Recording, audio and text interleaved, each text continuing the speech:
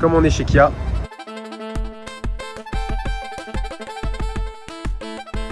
on va tester celle-ci plus précisément, qui est la 4 roues motrices. Donc c'est la finition GT Line. Allez, on embarque.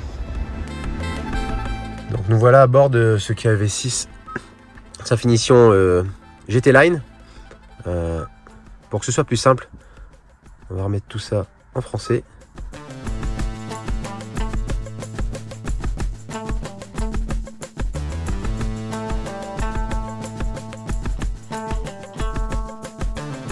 Bonjour, donc on est là à Cannes chez Kia Motors qui nous prête gentiment le Kia EV6. On va partir pour un petit essai dynamique, pas long parce qu'on a beaucoup de travail aujourd'hui et que là c'est vraiment dernière minute et c'est super sympa de leur part. Donc merci beaucoup pour ce prêt de la voiture à Automobile Côte d'Azur, donc Kia, représentant de Kia ici.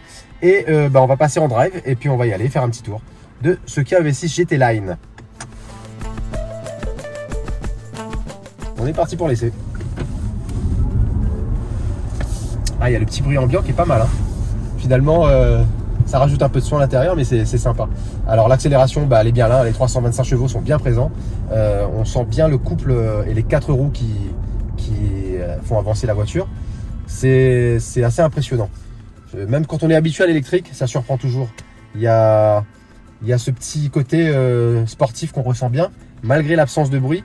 Et là, comme Kia a bien fait les choses, on va dire, ils ont ajouté la possibilité de mettre un bruit virtuel dans la voiture.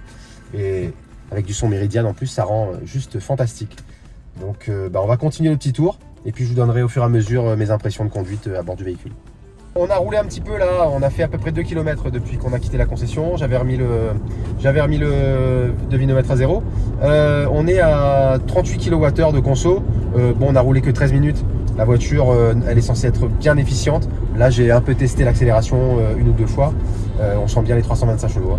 Donc, on teste sur une portion de 4 voies limitée à 90. J'ai mis le régulateur adaptatif, évidemment. On a testé un peu tout ça. On va tester comme sur la voiture que moi j'ai. Donc, je roule tout le temps en Ioniq 5. Et le système de conduite semi-autonome, il fonctionne comme on s'attend, c'est-à-dire qu'il tient bien sa voie. Là, je peux lâcher le volant un petit peu, il va me faire le virage tranquillement.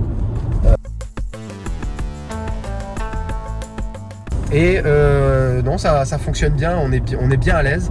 Les sièges sont bien enveloppants, c'est vachement sympa.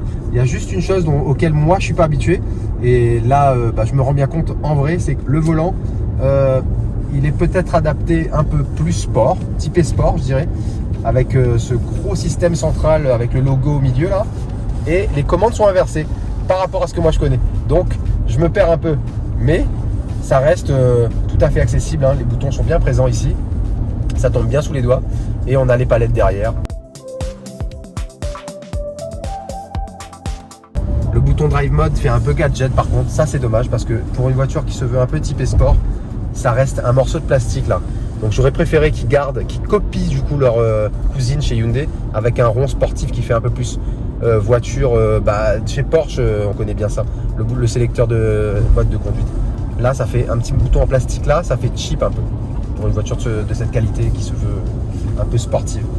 Mais voilà, donc la voiture est vraiment pas mal, hein. Pour l'instant, tout tombe bien sous la main, elle tient bien la route. Et on continue à rouler et puis on revient vers vous pour la suite.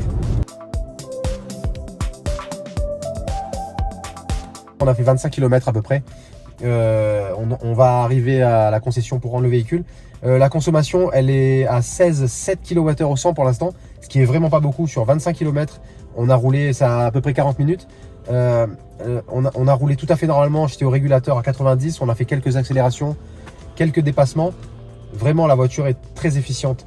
Je compare avec, encore une fois, avec ce que je connais, ma Ioniq 5. Je pense que la Ioniq 5 sur le même type de trajet, elle aurait été entre 19 et 20.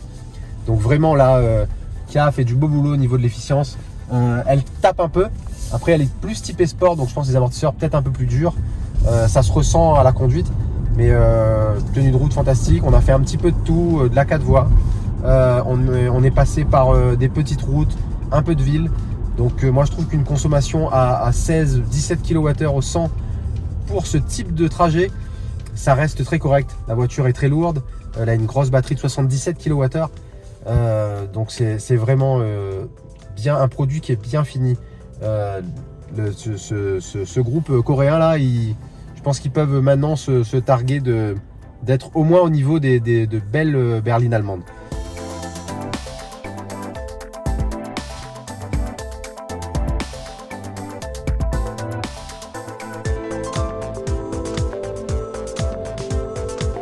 Bon bah nous voilà revenus à la concession après avoir fait cet essai avec le KEV6. La consommation elle est restée à 17 kWh au 100 sur cet essai d'à peu près 28 km.